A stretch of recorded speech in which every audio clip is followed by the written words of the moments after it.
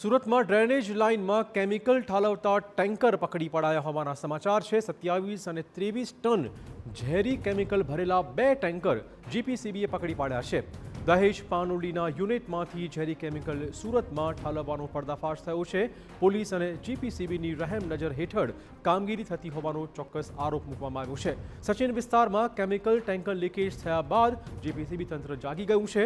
Bamroli industries એસ્ટેટની drainage લાઇનમાં ઠલવાતા ઝેરી chemical અગાઉ ઝેરી કેમિકલ ઠાલવતી વખતે અનેક લોકોના મોત પણ થયા હતા। દુર્ઘટના બાદ પણ કાર્યવાહી કેમ નહીં, આ એક મોટો સવાલ છે।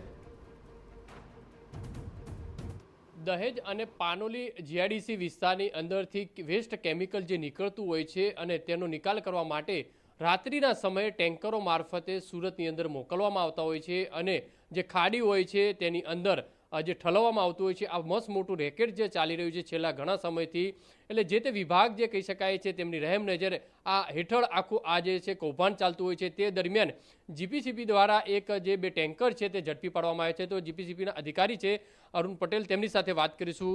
સાહેબ, શું માહિતી મળી હતી, કેટલી ગંભીર બાબત, કારણ કે વેસ્ટ કેમિકલ જાહેરની અંદર ઠલવતા લોકોને ભારે નુકસાન, પર્યાવરણને નુકસાન? લાસ્ટ સેટરડે શનિવારના દિવસે અમને એક સારા નાગરિક દ્વારા માહિતી આપવામાં આવી કે આ પ્રકારના વેસ્ટ ડિસ્પોઝલની કામગીરી અહીંયા આગળ થઈ રહી છે અને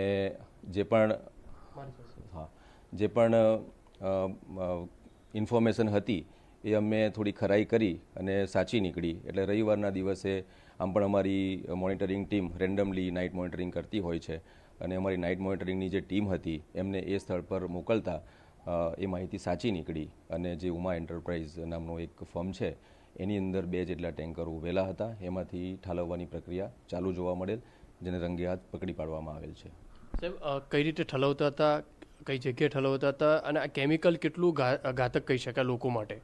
ચોક્કસ એ વેસ્ટ કેમિકલ છે એટલે પર્યાવરણને નુકસાન કરતા જ છે અને જે પણ પ્રીમાઇસીસ છે ઉમા એન્ટરપ્રાઇઝની એની અંદર એમને ટેન્ક પ્રોવાઈડ કરેલી છે। એ ટેન્કરથી એ ટેન્કમાં ઠાલવવામાં આવે અને એ જે ટેન્ક છે એના બોટમ વાલથી એ લોકો મ્યુનિસિપલ કોર્પોરેશનની ડ્રેનેજમાં ઠાલવતા પકડાયા છે।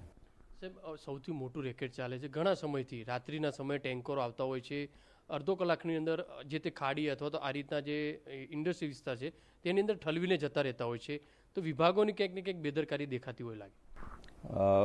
આ બાબતે હું બીજા વિભાગ કે એમના વિશે કોઈ ઉલ્લેખ ના કરું, પણ ચોક્કસ અમારા હાયર ઓથોરિટી તરફથી ગાંધીનગરની વડી કચેરીથી અમને સતત આ બાબતે કહેવામાં આવે છે કે નાઇટ મોનિટરિંગ અને જે પણ એવા પોઈન્ટ્સ છે એમને ચેક કરવાની પણ એક સૂચના આપવામાં આવી છે અને અમે એવા પોઈન્ટ્સના ચેક પોઈન્ટ્સ જે છે એનું મોનિટરિંગ અવારનવાર કરતા હોઈએ છીએ। પણ આ બધી બાબતોની જ્યારે ઇન્ફોર્મેશન અમને મળશે, કોઈક એવી સાચી માહિતી મળશે તો ચોક્કસ એના પર કાર્યવાહી કરવામાં આવશે। સર, આ ટેન્કરો ક્યાંથી આવ્યા હતા અને તેમની સામે કંપનીઓ સામે કોઈ કાર્યવાહી?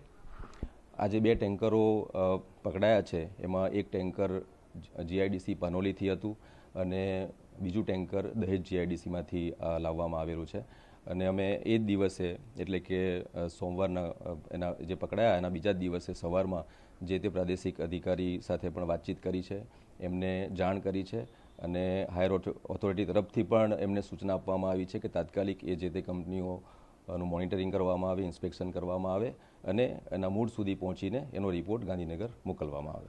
જે રીતે જીપીસીબીના અધિકારી કહી રહ્યા છે કે હવે આ કૌભાંડની અંદર કોઈ પણ વ્યક્તિને છોડવામાં નહીં આવે, કારણ કે જે તે વિભાગના કોઈ અધિકારી પણ જો સંડોવાયેલા છે તો તેમની સામે પણ કાર્યવાહી ચોક્કસ થશે। કારણ કે જે પાનોલી અને જે રીતે દહેજની આ મોટી કંપનીઓની અંદરથી જે વેસ્ટ કેમિકલ જ્યારે મોકલવામાં આવતું હોય છે ત્યારે હવે જોવાનું રહ્યું કે ગાંધીનગરના જે અલગ અલગ વિભાગો તરફથી આ કંપની સામે કઈ રીતની કાર્યવાહી કરે છે અને સંડોવાયેલા અધિકારીઓ સામે કઈ રીતની કાર્યવાહી કરવામાં આવશે।